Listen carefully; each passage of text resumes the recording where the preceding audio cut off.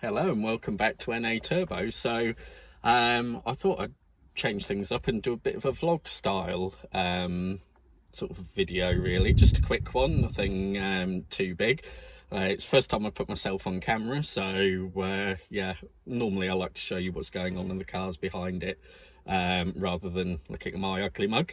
But yeah, I just thought I'd do a bit of a vlog, and I'm in the lovely surroundings of Freddie, the MGF. So if you haven't sort of watched the videos back through the channel, this is Freddie, named Frederick, my 2000 MGF.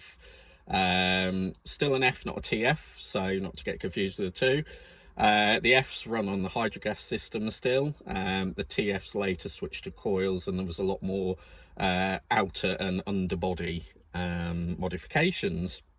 But yeah, so that was just a bit of why I'm sat in him at the moment. So the roof's up because, being typical British end of summertime, the weather is, shall we say, interesting.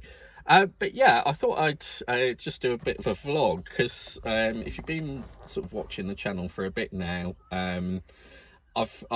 my car leanings, shall we say, have become somewhat more MG Rover based. So from obviously the other cars I've got in the fleet, which are Hannibal the Mark III Toyota Supra, there's Rado the Corrado, which is a 2.9 VR6 VW Corrado, and the rest are Rovers. So there's Freddie the MGF, there's Reginald, my 600, should I say 620 Ti.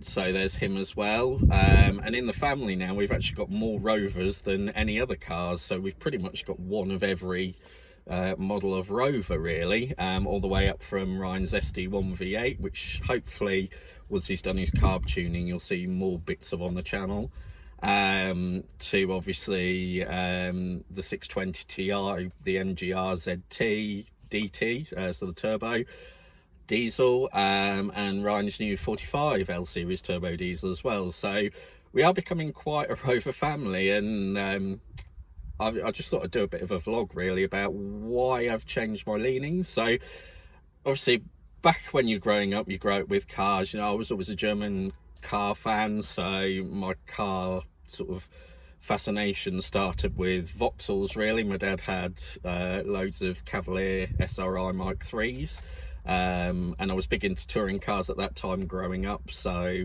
obviously John Cleland and the Cavalier SRIs were one of my favourites. Then my auntie, through a Motability scheme at the time to look after my nan, got a Mark II Golf, and that bore my love of VWs. So from an early age, when she got that, I was probably about 8-9 years old. It was a rider, 1.3 base rider, but it had the twin spot lamps at the front, and that sort of started my love of VWs. And I always said I wanted that as my first car, and luckily at the age of 17 I managed to get a 1.3 CL 3-door Tornado Red Golf, which I had right up until my 20s, when unfortunately got written off. So then my sort of history was of VWs and Japanese cars. My dad had moved through Renaults onto Toyotas, and Carinas became a big, Carina E's became a big sort of part of growing up as well. So and obviously then you look into sort of the touring car GTIs, and then my dad had a Carina GTI, which was and still is a rare beast. But anyway, this sort of indicates why I've suddenly become a Rover lover. But it basically all started from my brother, who's the sort of 7 years between us, between me and him. So way from being young, he always liked British Leyland stuff. So when it came up and it came time for him to sort of pass his test, he had the usual Peugeot 106s, but he quickly wanted to get into something BL. So his first sort of foray into that was a Triumph 1500 Dolomite.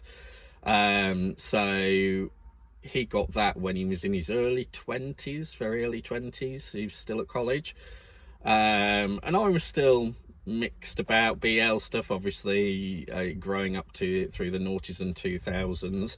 You had the Rover demise, you had the K series failures that were all over the news and publicised, which is even more ironic that I now own a K series Rover.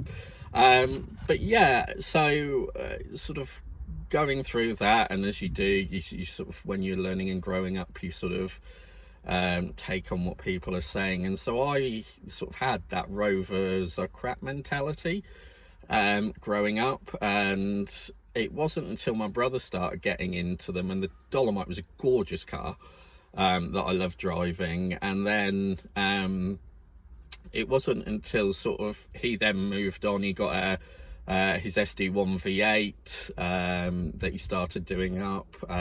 He then got into other Rovers, 800 coupes, things like that, and I started driving them because I was just finishing uni at the time, and as a poor student I had my Mark II 1.3 Golf that was needing work, and then I bought a cheap eBay car just to sort of get to and from job interviews. But I started driving his cars as well, from the Dolomite upwards. So yeah, and I started thinking these are not bad, but my fascination really didn't start probably until, I don't know, sort of 5 or 6 years ago now, when Ryan started getting more of them and I started driving them more frequently. I thought, these are pretty good cars. And then my first foray into my own one was Reg the 620 Ti, and that just blew me away. It just dispelled all the Rover myths. Yes, people will point out that it's a Honda design underneath, and in fact it's sort of chassis wise, if that's a word, a Honda Accord, but Rover had done their own tweaks, the styling, and the T series engine in the 620 is a Rover engine. And you know, that car's on 196,000 miles, and yes, it's had a bit of top end work done, but largely bottom end and everything is still the same. And it was quiet, it's comfortable, it's quick, surprisingly quick. And I sort of started driving them and driving Reg, and that's when my fascination probably turned into more of a Rover passion. And now I classify myself, as some people term, as Rover Apologist, because I could actually see through all the press and the malaise and all the stuff that was going on in the background. Because I think, as other sort of like motoring commentators have said, as British, we tend to rubbish the things we've made, which is not always correct. And so when I started driving them, it was a case of, these are actually damn good cars. And what still amazes me now to this day, and obviously sat in the MGF, which is cobbled together from, you know, Metro subframes and underpinnings, hydrogas from the Metro, tweaked obviously K-series engines from other things, is what Rover engineers did with no money and no budget is just amazing. The fact that they could churn out stuff like this, and okay, the quality probably isn't a rival to, say, in this case, an MX-5 or an MR2, but I think it's pretty damn good for the price these were new. But the driving experience from them is fantastic. This thing, the F, has completely sort of dispelled any images when, you know, you heard and read the articles that said, oh, it's just, you know, it's got Metro subframes, etc. You'd think it'd just be super, but this thing handles like a go-kart. I call it my little roller skate for that reason. And it's kind of, it's smooth, it's comfortable, and the K series is amazing. This one obviously being the VVC, red line is at 7,000. I've only just got the cam belt done, so I haven't extended it that far, because the gentleman I bought it off, it was overdue on time, not on miles. But I'm actually, you know, we've had it to sort of 5,000, you can feel the VVC kick in, and this thing goes like a rocket, yet the engine's smooth, it's tractable. You could drive it on motorways or dual carriageways, it's not fussy, like so you would assume some little two-seater sports cars would be. It's comfortable, yeah, and so I think that's why, really, the ultimate aim of this vlog is to say why I've become a Rover apologist in a way. And it's because now I've driven them and I've lived with them, and I obviously lived through them with Ryan as well. You can just see the you know, what the engineers at Rover did and how clever they were. It's crazy, you know, what they managed to do on shoestring budgets when constantly being told they've got no money, you need to make the best of it. And so I think that's more than anything, it's the engineering that strikes you, is what they actually managed to put together with the little budget they had, and the owners previous to its demise, where they asset stripped the company and did all sorts of naughty things in terms of, you know, fraudulent things in the case of the latter years. What the engineers and the people at Rover managed to turn out was pretty darn good. So yeah, that was it really. You've probably noticed obviously more Rover content on there, but it's just to say why I've suddenly changed my tune, and why I do put in some of the videos, you know, when people talk about the K series being a kettle series, etc., and them blowing up. I shamedly now say I was of that mindset back in the early days. But it's proof in the pudding, and people like Ian from Hubnut and a few other YouTubers get it right on when they say drive the thing. Don't just listen to what people say, but actually experience them and drive them, and then you'll come out with a different viewpoint. And it's certainly been the case for me. You know, I now love these things. The K series is fantastic. Yes, it's had a head gasket in the past, but the sort of noise and media press and stuff about it, them blowing up every 5 seconds, is just incorrect.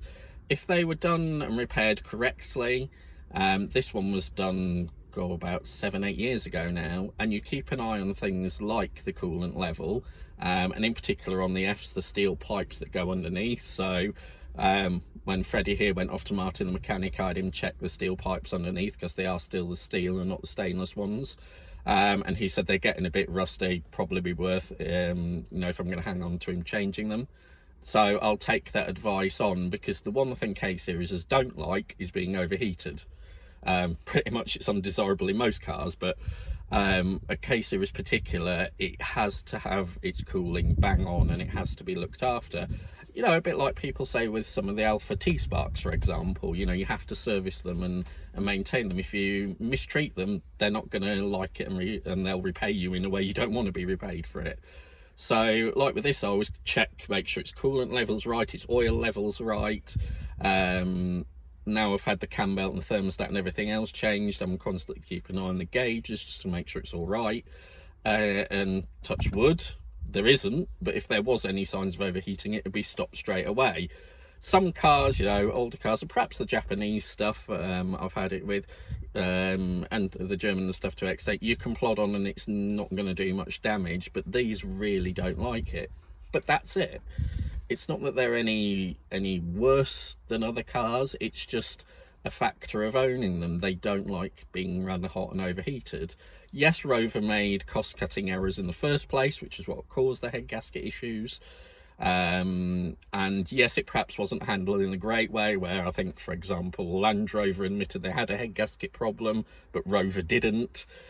It's the same engine, so, but that can be said with other manufacturers as well. So yeah, that was just a bit of an explanation really as to why I've turned into a Rover apologist somewhat, is because now owning them and driving them, and actually driving them around, this one's on a 2000 plate, Reg is on a 98 S plate, you see a lot more modern cars broken down, and a lot more older premium cars having issues, expensive issues, compared to these that just plod on. And just so you know, I'm not saying it, for example, just as because I am a Rover lover now, is my Corrado VR6, it has been a bit temperamental, they are, but just the parts price cost, for example. So both window regulators have gone in the Corrado. I've replaced one already, because it was the driver's one, so it was very inconvenient.